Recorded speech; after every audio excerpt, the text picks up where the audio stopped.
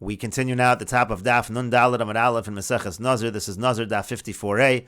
On the previous Amud, the Gemara brought a brisa which discussed various halachas by Tumas Meis that were specifically relevant to Tumas Ohel. And the Gemara now continues, Do Amar Mar, because the Master said, Tuma Bokas Va'ola, Bokas V'Yeredis, that the Tuma shoots straight up and the Tuma shoots straight down. As Tosas noted on the previous Amud, this is really not relevant to the brisa per se. The brisa was talking about a kever sasum, and the Gemara is now saying that when it doesn't have the status of a kever, if it doesn't have that status of kever sasum, so then you have a different halacha, the halacha being tuma bokas va'ola, bokas v'yeredis, the tuma shoots straight up and shoots straight down. And the Gemara continues, V'ilu gabi negiya amar Rav Yehuda Tanya, whereas when it comes to touching, everything we discussed up until now, we were talking about tuma sohel, now we're talking about tuma that is relevant to touching the tuma. Tosas here has the girsa V'ilu gabi negiya Tanya, whereas by negiya, the brisa says, V'chol hanogeya be'etzam o b'cholol. Again, that's a pasuk, so the pasuk is talking about negiya, etzam o cholol. It says, V'chol hanogeya be'etzam o v'cholol o v'meis o v'kover, and we darshan each part of the pasuk. Etzam zu etzam kisaora. Etzam refers to a bone the size of a barley, as we said, that conveys tumah through touching it. B'chalal, what's chalal? Zu aver hanechlal menachai, that's a limb from a living person. Ve'ein bo kadei lahalos aruch, which doesn't have flesh on it. Over mace, what does that pasuk? What does that part of the pasuk teach? Zu aver hanechlal min hameis ve'ein bo kadei lahalos. That's talking about an aver from a mace that doesn't have flesh on it. We'll read it inside with our girsa again. Amar Rav Yehuda Tanya, v'chol hanogea be'etzam o b'chalal. Be'etzam ze etzam kisaora, like Tosas just said. Be'etzam means we're talking about a bone the size of a barley. O b'chalal, what does that refer to? Is a aver hanechlal min hachai. That refers to an aver from a chai, from a living person. Ve'ein bo lahalos aruch, and it doesn't have any flesh that it would be able to theoretically regenerate. Over mace, what does that part of the pasuk mean? The aver hanechlal min hameis. That again, that refers to an aver from a mace. Over kever, and what does bekever refer to? Amar Reish Lakish says is that kever shelifnei hadibor. This refers to a kever before the Torah was given. Rashi here explains over kever. Amar Reish Lakish is that kever shelifnei hadibor. Kilomar sha'ovdei kochavim mitamin b'maga. What we mean to say is if you have a kever of a non-Jew, so that actually is tamei through touching, but not oel. Afal pi she'ein mitamin b'oel, even though there's no tumas oel. Kidatanya kivri ovdei kochavim ein mitamin b'oel, like we've said. When it comes to the graves of Ovdei Kochavim, they're not mitami ba'oel, ela b'negia, only by touching. V'chol she'yekodem hadibur kodem matan Torah. Now, if you're holding before matan Torah, so ben shel Ovdei Kochavim, ben shel Yisrael, it doesn't matter, non-Jews, Jews, it makes no difference. It's all kari like kever ben Noach. That's all called kever ben Noach. It's the same thing as a kever of non-Jews after the Torah. The kever of Ovdei Kochavim la'achar hadibur kekodem hadibur. The kever of Ovdei Kochavim after the Torah is given is the same as before for all kevarim. She'ein mitamin ba'oel. The point is there's no tumas oel for the kever of Ovdei Kochavim lefi shelo nitno lehem Torah, because the Torah wasn't given, and mishamachi kari like kever shelifnei hadibur. That's what we mean by kever shelifnei hadibur. Again, we mean kever, the kever of Ovdei Kochavim. So those kevarim, those are not going to have tumas ohel.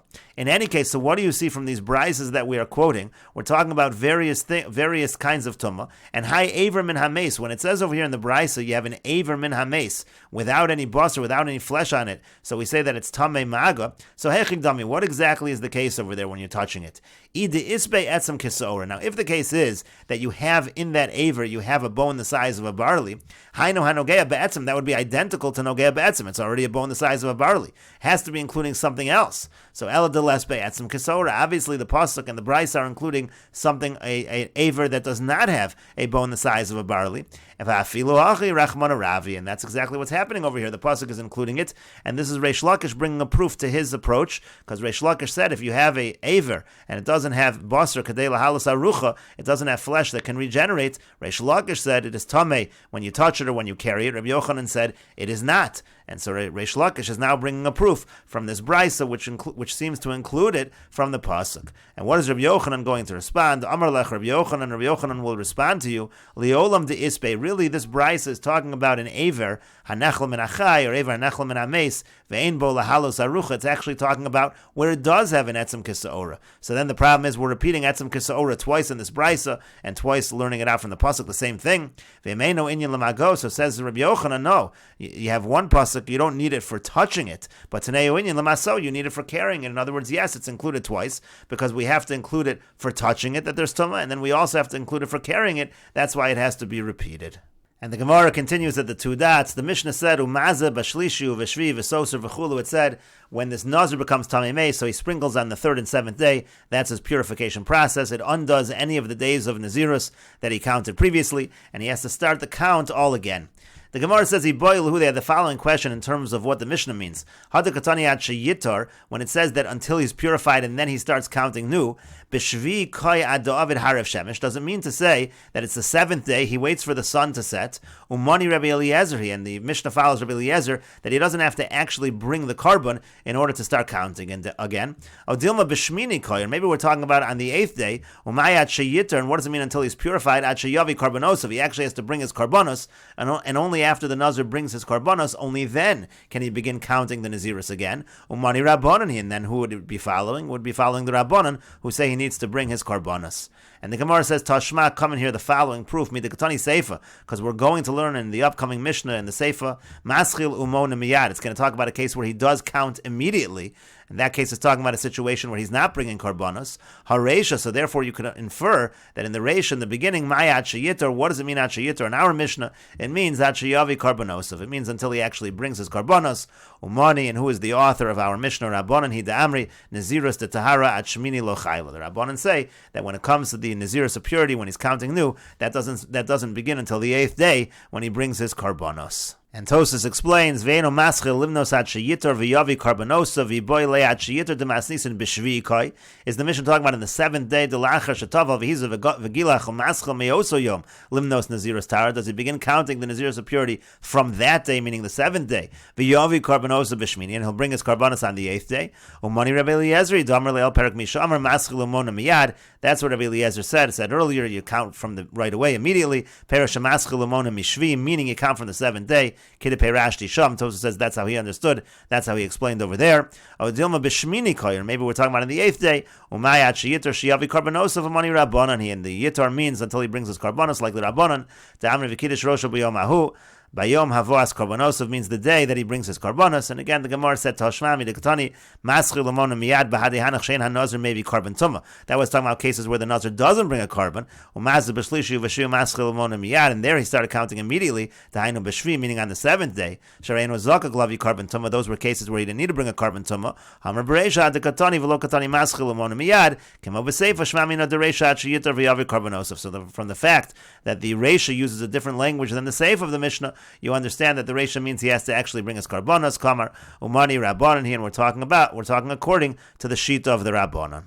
And the Gemara continues with the Mishnah, Aval, but when it comes to haschachos, v'hapros, uveis hapras, v'yeretz ha'amim, v'hagolol, v'hadofek, u'revias dam, v'yoel, v'rova atzamos, v'kelim hanogim b'meis, u'v'mei svaru, v'mei gomro, al elu ein hanazir megaleach. In all of the above cases, the Nazir is not going to shave. We'll see the Mefarshim in a moment explaining all of these cases. U'maza b'shlishu v'shvi, and he sprinkles on the third and the seventh day. And Rashi explains, Aval haschachos, what's schachos? Dahainu ilan hamesach al aretz, that's talking about overhanging branches.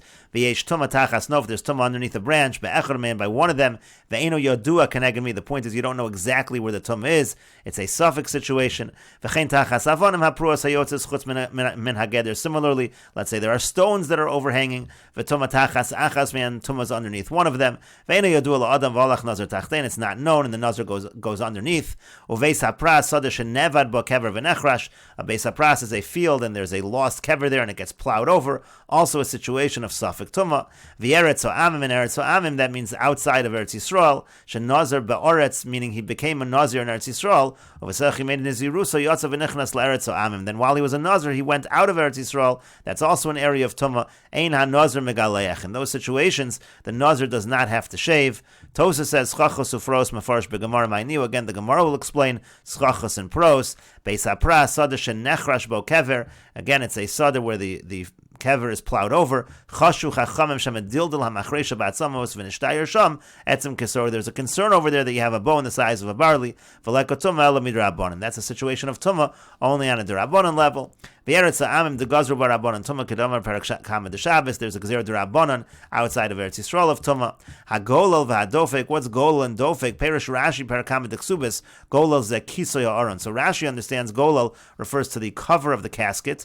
V'dofek hu dofen shel tzedadin, and the dofek refers to the walls, the sides of the casket. V'kashel Rabbeinu Tam. That explanation is difficult to Rabbeinu Tam. Diamar b'perak b'hem hamakshal pnei hasad l'rabos golal v'dofek mashma deguluyin. Hein golal v'dofek ve'ela mechusin hein. Sounds like the golal is gluyin and the dofek is mechusin, meaning uncovered and covered.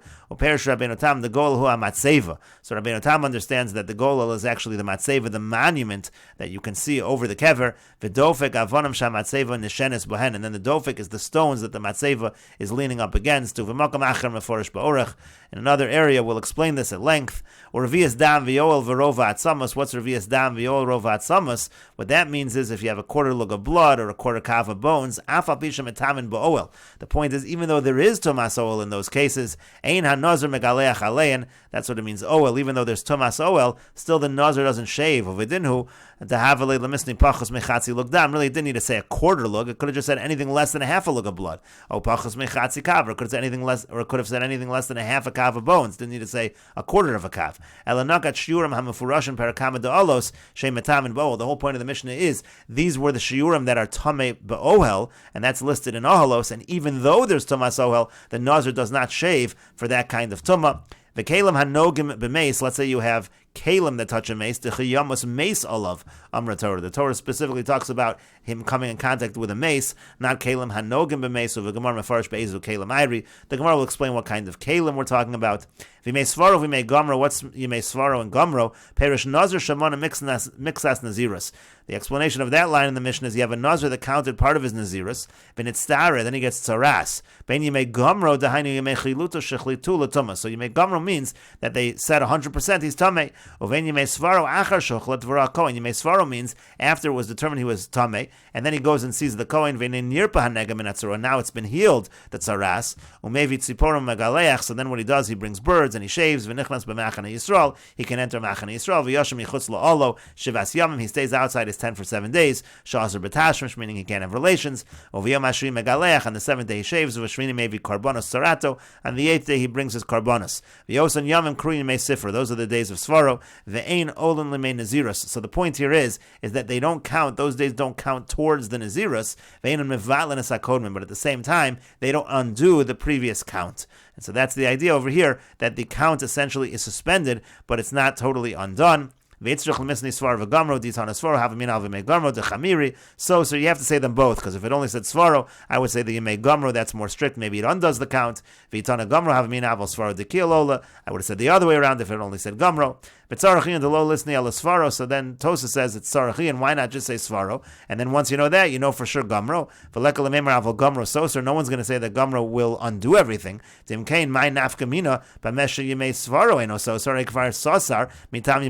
it's already undone, it's undone, so who cares? What difference does it make that the Yemei Svaro, the days of counting, don't undo? So that's a small difficulty in the Mishnah, but the point is, these days they don't count towards the Nazirus, but they don't undo the previous count. Al elu ein hanazir megaleach. And these cases in the Mishnah, the nazir does not shave. Lo kaya yimei svaro ve'yimei gomro. Tosfos points out that the nazir not shaving does not go on the cases of tzaras. That was only talking about the fact that the days that were already counted don't get undone, and that the days that you're counting with tzaras don't count towards the nazirus. That's all we meant in that line. We were not talking about shaving by the tzaras. Sharihu tzarech legaleach b'shvil tzarato, because it happens to be. If the nazir is also mitzorah, he's going to have to shave because of the tzaras. Ashara shein megaleach kedin nazir tameh. Rather, we're just going on the other cases that he doesn't shave like a nazir that is tameh. And finally, the Mishnah says, Umaza, so the Nazir sprinkles, B'gemara mashma de lo kaya kelim hanogim b'meis. And the Gemara it's mashma that the Nazir doesn't have to sprinkle in the case where he touches kelim that touch the dead body. D'mayri b'chli'etz, that's talking about chli'etz, wooden kelim. Ve'ein adam hanogeh b'hem tzarech hazav. If a person touches those, there's no need for sprinkling. V'chein lo kaya yimei gemara ve'em misfar. It's also not going on the mitzorah. The inton hazah, there also sprinkling is not required. Again, elokaya ashar, it's going on the other cases listed in the Mishnah. Aravias dam, v'gol of dofik, it's going on the case of the quarter lug of blood, and on golul and on dofik, and we will continue with this discussion in the next video on Daf Nun Dalid Amid Beis.